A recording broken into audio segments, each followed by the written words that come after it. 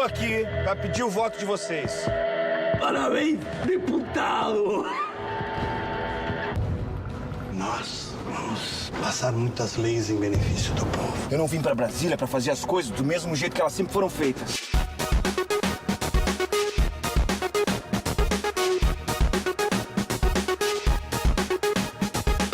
Sonhar é natural, mas é preciso menos falar, mais agir.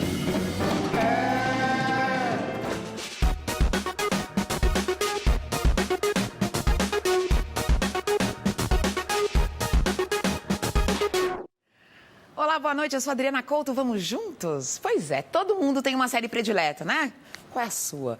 E você sabe qual é a produção nacional mais vista da televisão paga? É Um Contra Todos. Inspirada em uma história real, na primeira temporada, Cadu, o protagonista, foi preso injustamente por tráfico de drogas. E injustiça é algo revoltante.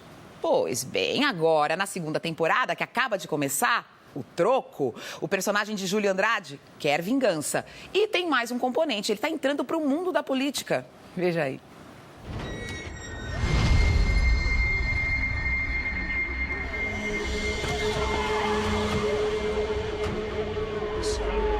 Doutor Carlos Eduardo?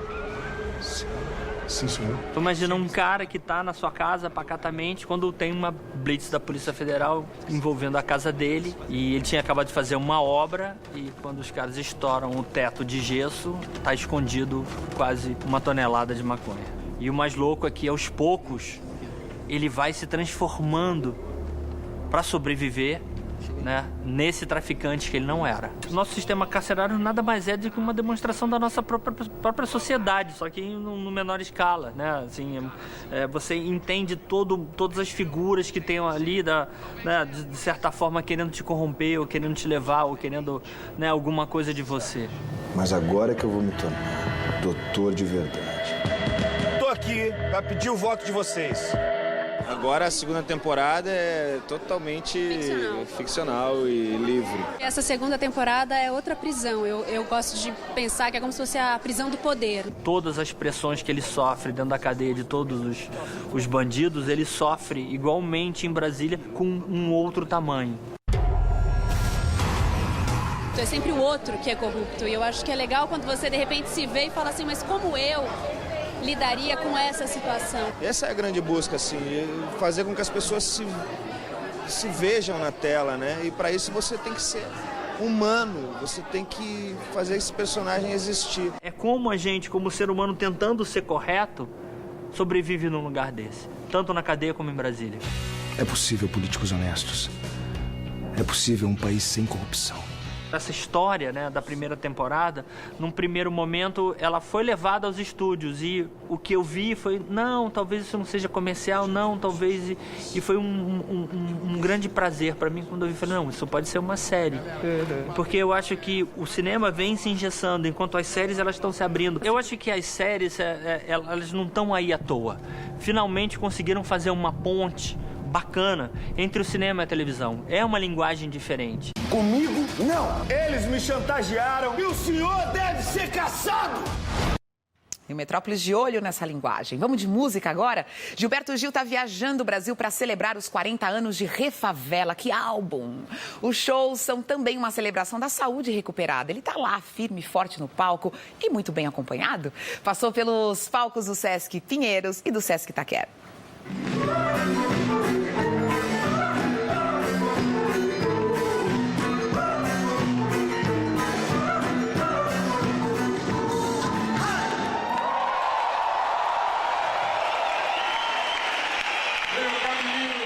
É vida prolongada. Quem não morre cedo vai vivendo.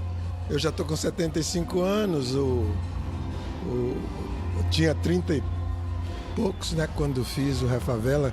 Comecei a conceber, viajei à África, voltei com essa ideia, juntei os músicos, fiz as canções, juntei os músicos. E agora o Ben, meu filho, o Ben, achou que era importante tributar o disco, trazer, rever, refazer o disco, revisitar o disco para as novas gerações também, para os mais antigos. Hoje mesmo teve um pai que me disse assim, eu vou levar meu filho. Sou do seu tempo, vou levar meu filho para ver o show. Enfim, é isso, é vida.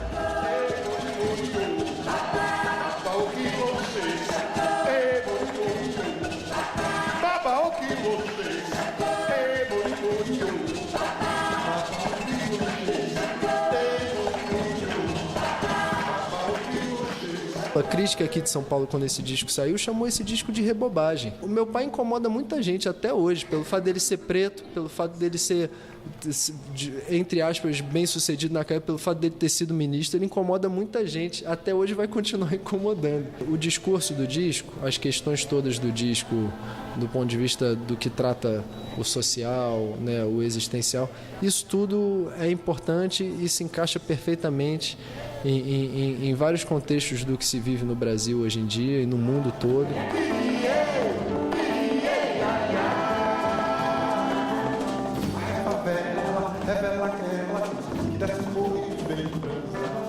Participar disso é um sonho, é uma sensação de fazer parte, né, de uma história que também é minha, né, da minha família, também é parte da minha infância. Então, de repente, eu estou no meio disso tudo, envolvido, e eu adoro, é uma sensação muito boa. Rico musicalmente, rico ritmicamente, rico culturalmente, poeticamente, é muita informação num álbum, é importante, é um álbum muito importante. O sentimento é de gratidão natural, fico grato à vida, a mim mesmo, por ter sido capaz de ter feito alguma coisa, ao Brasil, às pessoas, a minha terra. Dá essa sensação também de herança, né? Você vai deixando as coisas para que elas sejam continuadas por outros. Então é um sentimento bom. A fome, o verme, a brutalidade boçal ainda causam mil tragédias rurais. Salve, Gilberto Gil! Semana que vem tem show em Salvador e depois será a vez de Belo Horizonte e Porto Alegre. E no nosso canal do YouTube tem uma reportagem especial com os novos artistas explicando pra gente a importância do disco. Que tal você entrar lá? Agora, o Metrópolis fala de exposição, de uma exposição que foi retirada de cartaz. A mostra Queer Museu Cartografias da Diferença na Arte Brasileira foi fechada um mês antes do programado, depois de protestos e agressões a alguns visitantes.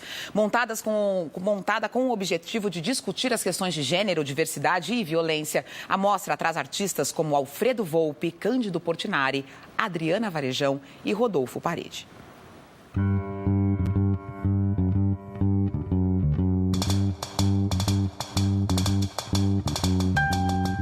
Precedentes de uma exposição como essa e dessa grandiosidade ser fechada no Brasil, né? Mesmo na época da ditadura, que nós tivemos momentos terríveis, violentos, da censura contra a arte e a cultura nesse país, mas não nesses termos. Não cabe a uma instituição cultural que tem como foco, objetivo, fazer exposições, é um lugar para a expressão do artista e fazer isso é censura. Nunca poderia imaginar que a instituição fosse censurar e acabar com a exposição de maneira tão rápida assim. Foi um choque, de fato. Se uma comunidade ou pessoas se manifestam contra, tem que haver um diálogo para que isso não aconteça dessa maneira, né?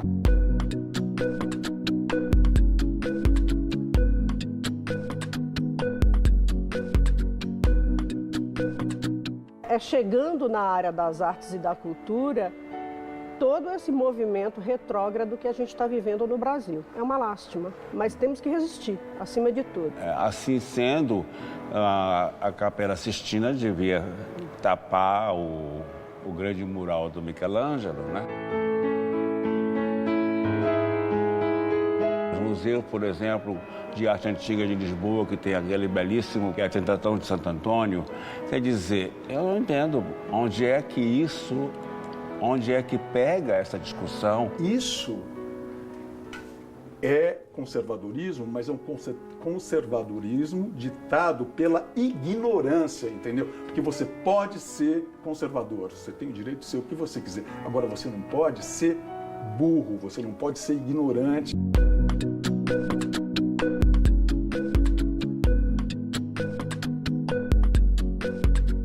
Todas as instituições já têm trabalhado em exposições com conteúdo que são um pouco mais delicados, que às vezes precisam de um aviso para um público, para um certo segmento do público. Isso pode ser pela escrita, às vezes é mediação pelos educadores na própria sala de exposição, avisando, falando, comunicando. Então tem várias formas de falar disso e usar a possibilidade do diálogo para conversar com o público. Se eu tenho como verdadeiro que essa exposição é importante, não é porque 3 ou 4 fizeram um auê que eu vou fechar, quer dizer, eu vou abrir o espaço para discutir. Pode chegar à conclusão que talvez uma ou outra obra, sim, devam estar colocadas num determinado espaço mais preservado e que exista algum tipo de informação para as pessoas que se sentirem ultrajadas nem entrarem. Por que não? Qual que é o problema? Isso é muito comum. Agora, fechar simplesmente, cara, eu acho muito triste.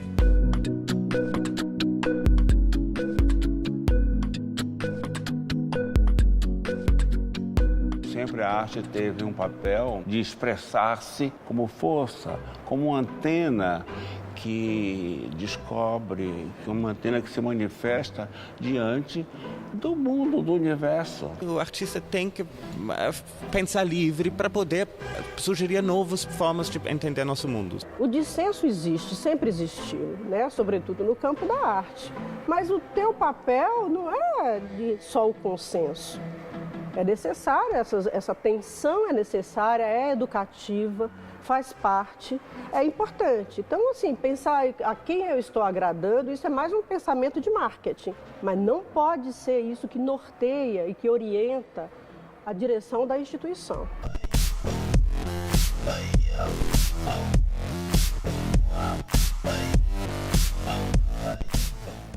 Hoje à tarde, um grupo de ONGs LGBT fez um protesto em frente à sede do Santander Cultural em Porto Alegre contra o fechamento da exposição.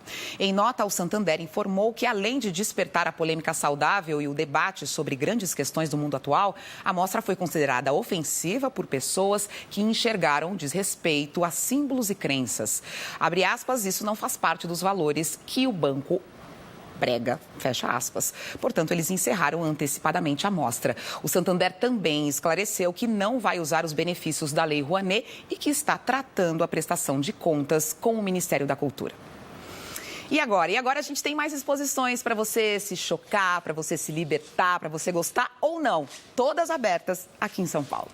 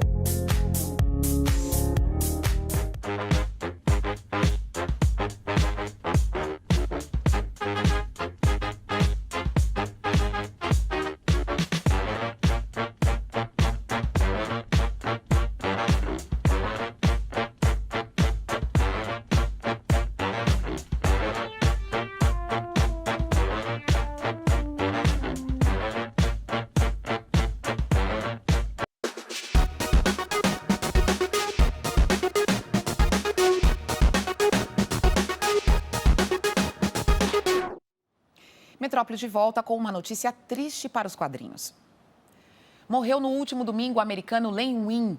Desde criança, visitava as redações, sonhando um dia trabalhar com histórias em quadrinhos. De tanto insistir, conseguiu. Ao lado dos artistas John Romita e Herbie Trimpe, criou o Wolverine. Olha aí, como o personagem era quando apareceu. Por isso, foi homenageado no Twitter por Hugh Jackman, ator que encanou o Wolverine nos cinemas e disse ter sido abençoado por conhecê-lo. Mas a carreira do roteirista não parou por aí. Antes disso, já era co-criador do Monstro do Pântano, outro personagem clássico dos anos 70. Passou por alguns títulos das principais editoras até os anos 90, quando começou a escrever desenhos animados. Win tinha 69 anos. Nosso tempo está acabando e a gente vai ficar com mais um pouquinho de Gilberto Gil, porque nunca é demais. A gente volta amanhã, depois do Jornal da Cultura. Até lá.